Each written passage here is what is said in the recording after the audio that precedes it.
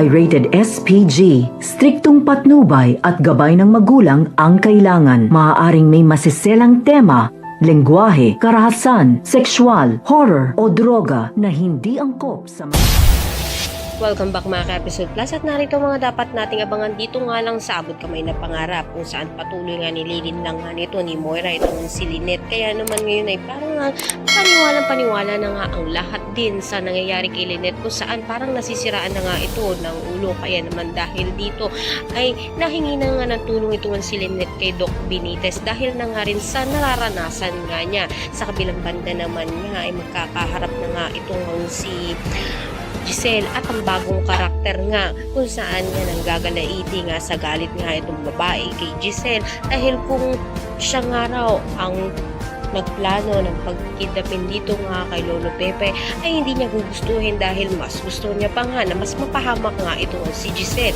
Kaya nabastusan naman itong si Giselle kaya nasampal niya ito. Binalikan naman nga ng sampal ng babae itong si Giselle at abangan nga natin ang bagong papasok na karakter na kung saan isang lalaki nga ang nagpakita.